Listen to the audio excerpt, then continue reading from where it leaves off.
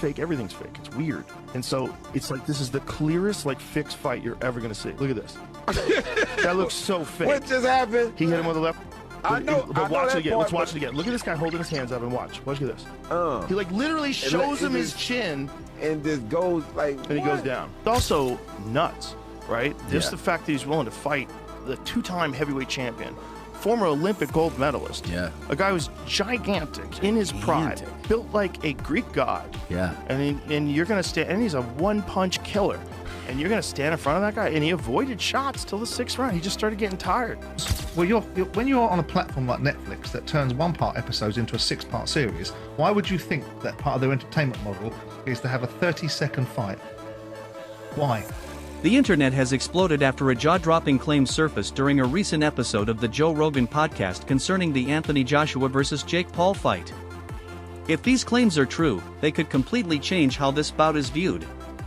According to explosive remarks now circulating online, Anthony Joshua allegedly revealed that Jake Paul attempted to bribe him before the fight with a shocking request. This revelation has reignited serious doubts about the legitimacy of influencer boxing, with fans once again questioning whether these high-profile fights are genuine sporting contests or carefully negotiated business arrangements. Joshua's alleged comments have fueled long-standing accusations that many of Jake Paul's biggest bouts are driven more by contracts, platforms, and profit than real competition. As a result, the combat sports world is now left facing an uncomfortable question. Was this fight ever truly real to begin with? Better is a lot of things. 100%. In the fight game, you've seen the amazing fighters that have graced us over the last 100 years, and the expectations that we put on ourselves are immense, but I tried my best. Jake done well while it lasted, but if you remember what I said in the interview with Cameron is, fighting's not just physical, it's psychological. And when you understand the psychological warfare, I did say to you is that, Jake, what's gonna happen? I'm gonna see a time when I'm gonna take your soul and you're either gonna give up or you're gonna get knocked out. And unless you have that instinct, you just will never be a good fighter. So I wish that I could have knocked him out at the start. But as we saw tonight, Jake had... Although Joe Rogan stopped short of making any direct accusations, he openly questioned the realism of the matchup itself. Rogan highlighted the massive disparity in experience, punching power, technical ability, and ring intelligence between Anthony Joshua, a former heavyweight world champion with Olympic credentials, and Jake Paul, a YouTube star turned boxer. Rogan suggested that if Joshua had entered the ring with full intent to end the fight as quickly as possible, the contest likely would not have lasted very long. He also pointed out how modern combat sports are increasingly shaped by entertainment platforms and massive paydays, where extending a fight and creating drama can sometimes be more financially valuable than delivering a quick, decisive knockout. For spectacle-ish fights, people were like, "Oh, this is you fought, Nate Robinson, like a basketball player." Yeah, but the thing is, he knocked Nate Robinson He knocked him dead, the fuck out. and it's the way he did it that I was trying to tell people. I'm like, no, that was skillful. So like, there's like boxing matches where you see two guys just slugging it out, one guy lands a punch, and yeah, he landed a good punch. What Jake did is he slid back and landed a punch. Yeah. It's like the athleticism along with the intelligence, the technique. I'm like, he's not even doing it that long. And he's also hyper competitive, even though he's wealthy. Yeah. Like you would assume that wealth would take away your drive for but competition. It hasn't. Yeah. He's also nuts, right? Just the fact that he's willing to fight the two-time heavyweight champion, former Olympic gold medalist. Yeah. A guy who's gigantic in his pride, built like a Greek god. Yeah. And you're gonna stand, and he's a one-punch killer. And you're gonna stand in front of that guy, and he avoided shots till. Broadcaster Simon Jordan added even more fuel to the controversy by claiming that Anthony Joshua could have knocked out Jake Paul at virtually any moment during the fight, but deliberately chose not to. According to Jordan, the bout needed to be stretched out to meet Netflix's expectations rather than boxing's competitive standards. He argued that Joshua's power, experience, timing, and overall skill level were so far beyond Paul's that a quick finish would have undermined the spectacle and harmed streaming numbers. Instead, the fight allegedly required multiple rounds, tension, and manufactured drama to justify the massive platform and global audience. While Jordan offered no concrete proof, his comments echoed what many fans already believe. When huge money and streaming giants like Netflix are involved, entertainment value can quietly take priority over competitive reality, leaving viewers questioning how real the fight truly was. On Twitter after the fight, jaw broken, heart and balls intact. That's a good thing. Time to rest, recover, and return to cruiserweight. I mean, he's coming out of it as if, well, yeah, I got battered in the end, but boy, That's what he will do. I mean, it depends what you think this was. I mean, I never felt it was anything other than entertainment. I'm not surprised that it. I mean, Anthony Joshua could have knocked Jake Paul out anytime he wanted to. He didn't want to. So why didn't he? Because, well, when you're on a platform like Netflix that turns one-part episodes into a six-part series, why would you think that part of their entertainment model is to have a 30-second fight? Why? You watch a Netflix series, you can watch it and you can go, well, I get the gist of it. Why have you got to turn it into 10 episodes? Because I'm dying with boredom after episode. Are you telling me that Netflix... Chael Sonnen did not hold back when reacting to the fight, bluntly stating that what fans witnessed was not real boxing. According to Sonnen, while the bout had the visuals and presentation of a boxing match, it lacked the substance that defines the sport. He argued that true boxing is built on danger, urgency, and the constant threat that a single mistake can end the fight instantly. Sonnen claimed none of those elements were present. The pacing, restraint, and overall tone felt more like a carefully produced exhibition than a genuine contest. While he stopped short of accusing anyone of fixing the outcome, his message was unmistakable. When elite fighters appear capable of ending a bout at will but choose not to, the event stops being competition and starts becoming entertainment. Boxing match. Jake Paul had a very healthy fear for his life while he was in there. He was running away. He was trying to get distance. Then he was trying to step in to win this contest. Then he's trying to get out of the way so that he doesn't get hurt again. He was fighting. He's got to go forward. So now he's clenched him. Now he's dropping down to his knees. He's going below the waist. He's getting to double leg positions. Jake was fighting for his survival. You could see that this animal who's been caged and is just trying to make it through. It was incredible. And any boxer that wants to say, well, that wasn't high level boxing, go ahead. I won't argue with you. But any human that says that wasn't... After the fight, Anthony Joshua offered an honest and reflective assessment of his performance.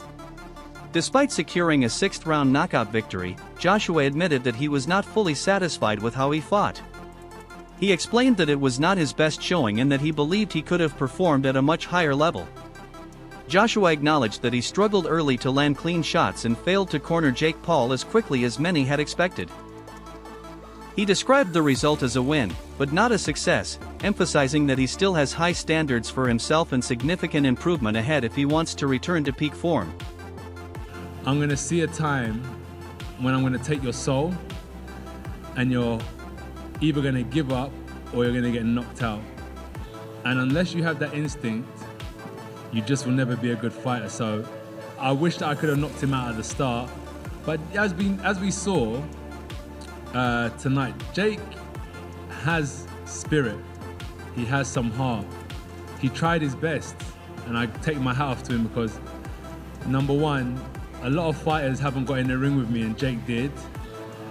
And secondly, even when he got knocked down, he kept on trying to get up. And I take my hat off to him. So America, I think you have someone who could potentially, if he still has the heart for it, come back again, dust the dirt off his shoulder and come again and maybe... Despite being knocked out in his high-profile fight with Anthony Joshua, Jake Paul wasted no time shifting attention to his next potential challenge. In his post-fight remarks, Paul boldly called out former UFC heavyweight champion Francis Ngannou. He emphasized that he is ready to test himself against the most dangerous names in combat sports, signaling a move away from influencer boxing and toward crossover MMA hype. The call-out appeared to be a calculated move, using the massive attention from the Joshua fight to position himself as a legitimate threat to one of MMA's most feared power punchers. Fans reacted with a mix of excitement and skepticism, questioning whether Paul could realistically handle Ngannou's striking power and wrestling background. From Paul's perspective, however, the matchup represents another opportunity to dominate headlines, sell pay-per-views, and push his brand deeper into mainstream combat sports, continuing his pattern of high-risk, high-reward spectacles. I can't really fucking talk. Are you in pain? Yeah. In awe of the fact that you do what you do. I mean, it's not that hard to get your ass beat. I won 2 rounds and then I got dropped. But it was a great experience. Like, I learned a lot in there. But I had him wobbled at one point. He hit you in the face, and not only did you not get knocked out, you dropped and said, wow. Wow, that was nice. I was on the ground. I was like, that was a good shot. Did he surprise you with his power? He surprised my jaw. It's literally snapped. What, It's like two- a baseball in there. But yeah, I mean, I told everyone, though, that I would do better than Francis and that Francis kind of got no chin. So Francis low-key soft. I think maybe now he'll take it. Well, Deontay Wilder did not hold back when reacting to the Anthony Joshua vs. Jake Paul matchup, calling it one of the most bizarre spectacles in modern boxing history. Wilder expressed disbelief that a former heavyweight champion like Joshua would agree to fight a social media influencer, questioning both the competitive legitimacy of the matchup and the motivations behind it. While acknowledging the entertainment value and massive financial incentives, Wilder made it clear that from a professional boxing standpoint, the fight felt unnatural. He highlighted the enormous gap in skill, experience, and power between the two fighters and suggested that Joshua's strategy may have been influenced by media exposure and streaming platforms rather than pure sporting competition. In my opinion, I think it's scripted a little bit because, of the weight difference, and Joshua is a former, champion, and also he's current, he's active. And this is going to be the first time that we see Paul, fighting an active fighter. We seen the Mike Tyson, that was all fun, that was cute. It's fun and games and stuff. But now you're dealing with a real professional, and so we'll see how it ends up. Like I said, I think it's scripted, but we're gonna see. At the end of the day, I just want everybody to have fun. I want them to enjoy themselves because we risk our lives for others' entertainment, and just go home safely to be able to have memories and say we did a great job. Thank you. Let's get a bomb squad to end. Brendan Schaub was equally critical, openly suggesting that the fight felt fake. Known for his candid and unfiltered opinions, Schaub argued that the pacing, Joshua's apparent restraint, and the overall flow of the bout raised serious doubts about how real it actually was. He noted that a fighter of Joshua's caliber could have ended the fight decisively at almost any moment, yet the action seemed unusually controlled. Schaub also pointed to the influence of pay-per-view platforms, streaming deals, and media narratives, suggesting that financial incentives may have taken priority over sporting integrity. While he stopped short of claiming the fight was officially fixed, his comments echoed what many fans were already thinking, that the bout appeared choreographed to maximize drama, tension, and spectacle rather than deliver a true competitive contest. That Jake Paul Anthony Joshua fight, huh? I don't know what to say, man. I haven't seen the reaction online. Something's up, yeah? Anthony Joshua didn't throw a single straight right hand for 6 rounds. He didn't cut off the ring. I'm trying to make sense of it. It's tough to pin a guy down when he's on his bike and Jake was moving so much. I'm trying to be cool. It was weird, right? Something's up. Even the knockdown where they called it. Anybody who's ever been concussed, I've been there. When he got knocked down, the first thing he did was look at his brother and say, "That was a good one." When you're concussed, you really don't have the brain power to do that. I don't know, man. It was disappointing. Super disappointing. Super disappointing. Kudos to both those boys. Get your money. Get your bag, boys. So I'm not mad at anybody. I think they both made like 90 mil. Get your bag. But I got some questions, right? Even after the final bell, criticism of the matchup has continued to grow. Many observers argue that the Anthony Joshua vs. Jake Paul fight should never have taken place at all. Critics point out that the massive differences in size, experience, and skill between a former heavyweight world champion and a social media influencer turned boxer made the bout feel more like a spectacle than a legitimate sporting contest. Taken 6 rounds by Jake Paul. We're in the aftermath here. The press conference is going on behind us. We're yet to see Jake Paul and Anthony Joshua out here. You were ringside, you were around the whole fight. People are complaining that Anthony Joshua may have embarrassed himself in there tonight, letting Jake take him 6 rounds. It's ridiculous. Anybody that saying that doesn't know anything about boxing. First off, if you see how Jake was moving and clinching the first 3-4 rounds of that fight, you would understand. It doesn't matter how bad you are. If a fighter in front of you is destined to not get hit and not get knocked out, it's almost impossible to knock that guy out. When Jake was okay with exchanging and trying, even he was exhausted, he said, I'm gonna try, that's when AJ was there to land the shots. AJ did what he's supposed to do. Not easy to knock a guy out that's surviving, you know that. Yeah, I do. I wondered early on whether he didn't have a lot of adrenaline and he was walking Jake down. Jake was making himself small and moving away. And AJ said, you know what, I'm gonna take my time here and marinate you. Exactly, listen, when a guy that's moving like Jake, that's inexperienced, you're going to gas out. I knew it for after half the first round. If Jake keeps moving like that, he's going to gas out in 2-3 rounds. And I noticed that AJ said, okay, I'm gonna let him run around, right? People are screaming, cut the ring off.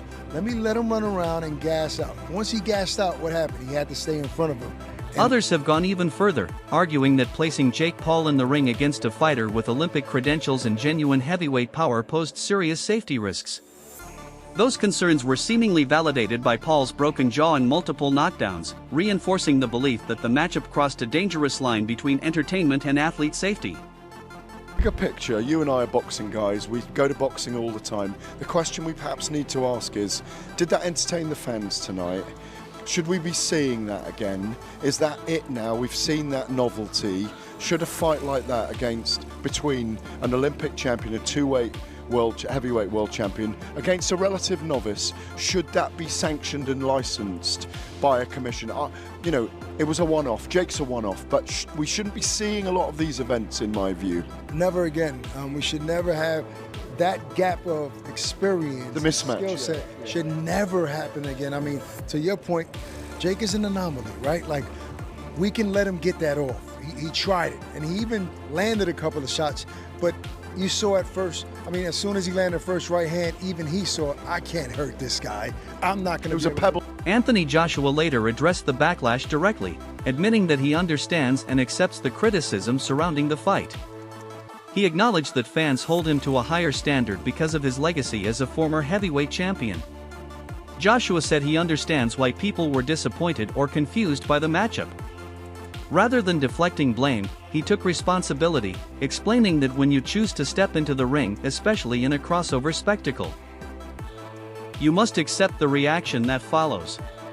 His comments carried a reflective tone, showing that he is aware the fight blurred the line between entertainment and competition, and that fans are justified in questioning it. Maybe against a Gervonta Davis, a Ryan Garcia, who knows?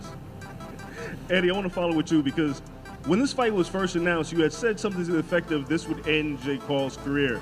After what you saw tonight, do you think that Jake should continue to box, or what do you think the future holds for him? Yeah, I really take my hat off to. I mean, we have to see if it is a broken jaw. Those injuries are very difficult to come back from. But as AJ said, like that last shot would have knocked out a lot of heavyweights. And I know he went down heavy, but you know, he was conscious on the floor. And I thought his game plan, although obviously very negative early on, which it had to be, was smart at times. And there were times where he held his feet and let his hands go. You know, it was a very one-sided fight. It was always going to be a one-sided fight. But you can't give him anything but credit and respect. There's a lot of negative people out there. There's a lot of people who want to criticise people. They're not doing what Jake Paul's done. He just went in with Anthony Joshua and gave it his best shot. Took a lot of punishment and ended the fight eventually on his feet. Eddie, AJ's won 6 rounds. He kind of dismantled him. He took his time. How do you see it? Yeah, it was a frustrating 2-3 rounds maybe because Jake was moving so much, holding, but did well, I thought. I mean, I was impressed with him. I mean, I was more impressed with his toughness because I think that last shot would have knocked out most heavyweights. I mean, I know he broke his jaw. Yeah, I know he knocked him out, but he was not unconscious. You know, I mean, look, he may not come back from it. If he has broken his jaw, it's a big injury to come back from. Well, there's pictures of him in hospital right now. Well, listen, you've got to respect him because he did what many people wouldn't do, which was get in the ring with him. And, you know, he didn't I know he run and hold, but he also let his hands go at times. And he was in the firing line, and you know, we got 6 good rounds in the end of actual how you work. see it in the end? Yeah, I actually think it's a positive because, you know, we could have gone in there and got it all over with 45 seconds. He's done an 8-week camp, and now he's done 6 rounds. He's got something to go back and work on with a team, and onwards. So now the debate continues. In your opinion, was this a genuine boxing match, or was it a carefully scripted spectacle designed primarily for entertainment and profit?